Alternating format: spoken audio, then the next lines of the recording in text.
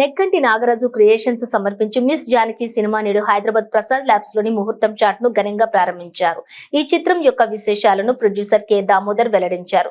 Miss Janaki cinema ఒక అద్భుతం సృష్టించబోతోంది. చాలా రోజుల తర్వాత ప్రేక్షకుల ముందుకు ఒక ఫ్యామిలీ ఓరియంటెడ్ ఎంటర్టైన్మెంట్ సినిమాను సినీ ప్రేక్షకులకు అందించబోతున్నామని చెప్పారు. లేడీ ఓరియంటెడ్ పాత్ర కోసం ఎంతో మంది హీరోయిన్స్ కోసం అన్వేషించి చివరకు ఈ మిస్ జానకి పాత్రకు 100% బిగ్ బాస్ అశ్విని మాత్రమే న్యాయం చేయగలదని ఈ పాత్రను తన భుజాల మీద ఉంచామని డైరెక్టర్ మరియు ప్రొడ్యూసర్ వివరించారు. హీరో రోల్ లేకుండా ఒక ఆడపిల్ల మీద ఇంత పెద్ద బడ్జెట్ సినిమాని అశ్విని చేతుల్లో పెట్టారంటే ప్రొడ్యూసర్ కి డైరెక్టర్ కి ఎంత నమ్మకం ఉందో తెలిసిపోతోందని hair style specialist Raj Thomas producer కి ధన్యవాదాలు తెలియజేశారు. అశ్విని కూడా తనకు గత 13 సంవత్సరాలుగా పరిచయమని తాను చాలా డౌన్ టు ఎర్త్ నుండి హీరోయిన్ స్టేజ్ కి ఎదగడానికి చాలా కష్టపడ్డారని రాజ్ థామస్ వివరించారు. 13 సంవత్సరాల ముందు ఎలా ఉందో అప్పటి సౌమ్యత, చిరునవ్వు అలాగే ఉన్నాయని, తాను ఎప్పుడూ గర్వంతో నాకు కనపడలేదని రాజ్ థామస్ వివరించారు. మొత్తం మీద full length heroine oriented character నన్ను నమ్మి నా చేతుల్లో పెట్టినందుకు డైరెక్టర్ కి ప్రొడ్యూసర్ కి ధన్యవాదాలు తెలుపుతూ ఈ చిత్రం 100% ప్రేక్షక ఆదరణ పొందటానికి నా సాయశక్తులా కృషి చేస్తారని బిగ్ బాస్ అశ్విని వివరించారు.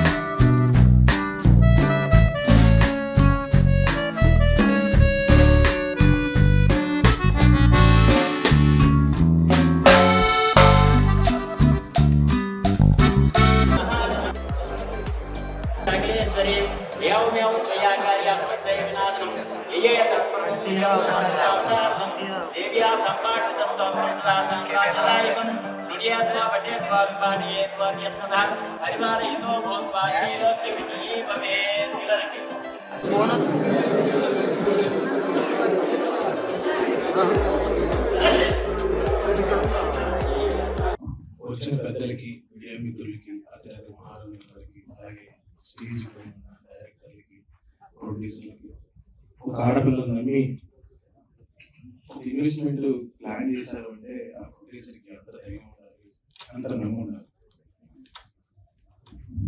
Thank you sir. ప్రొడ్యూసర్ గారు ఉన్నారు, రాలేదు.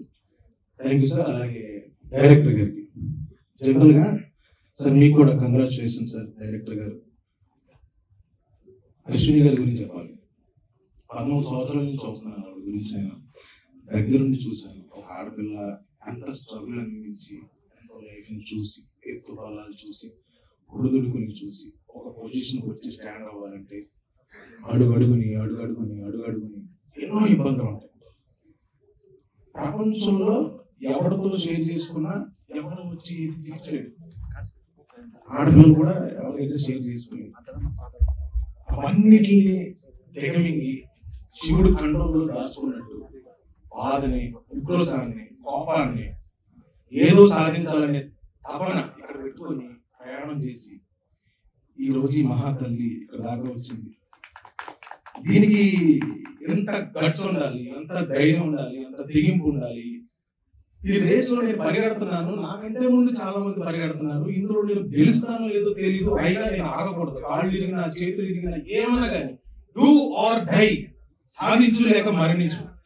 ఇలాంటి ప్రయాణం చేసి ఇక్కడ దాకా వచ్చిందంటే ఈ తల్లికి నిజంగా చేతులెత్తి మొక్కుతున్నాను. అమ్మా నువ్వు బాగుండాలి, నువ్వు బాగుండాలి. ఒక స్నేహితుడిగా నేను చెప్తున్నాను, నువ్వు బాగుండాలి. మనస్ఫూర్తిగా చెప్తాను. ఇప్పుడు ఏదో మీడియా ముందు ఏదో నాకు 4 మాటలు వచ్చు, నేను ఏదో నాకు ఇంప్రెస్ చేయాలని చెప్పట్లేదు. ఒక ఆడపిల్లకి జనరల్ గా ఇక్కడ మన ఏంటంటే బయట నుంచి దూరపు కొండల నునుపు అన్నట్టు బయట నుంచి వచ్చే వాళ్ళకి మనం ఎక్కువ అట్రాక్ట్ అవుతూ ఉంటాం. మన ఇంటి పక్కన ఆడపిల్లలు చాలా అందంగా ఉంటారు, చీర కడితే చాలా అందంగా ఉంటారు, లంగావాణి కడితే చాలా అందంగా ఉంటారు. అది చూడడం చేత కాక ఎవరెవరు సెలెక్ట్ చేసుకొని మనం ఏదో మొగ్గులో పడిపోతాం. మన పక్కన బంగారాన్ని, డైమండ్లు పెట్టుకొని అలాంటి ఒక డైమండ్, అది మట్టిలో ఉన్నంత వరకు అది డైమండ్ అని మనకు కూడా తెలియదు. అది సానబెట్టి నూరబెట్టి కాల్చి మనం చెక్కుకొని ఇక్కడ దాకా తీసుకొచ్చి తనకు తాను శిల్పంగా మారి తనను తాను చెక్కుకొని ఇక్కడ దాకా వచ్చిందంటే ఆ మహాతల్లికి మరొకసారి థ్యాంక్స్ అండి. మా అశ్విని మీద నమ్మి మీరందరూ ఇన్వెస్ట్మెంట్ చేసి మీరందరూ తనకు సపోర్ట్ ఇచ్చి పేరు పేరు వయసులో పెద్దవాళ్ళు చిన్నవాళ్ళు నాకు తెలియదు, అందరికీ తల వంచి నమస్కరించుకుంటున్నాను. ఆ కళమ్మ తల్లి ఆశీర్వదించి మా అశ్విని మరింత గొప్ప స్థాయికి తీసుకెళ్లాలని కోరుకుంటూ thank you so much. Thank you so much.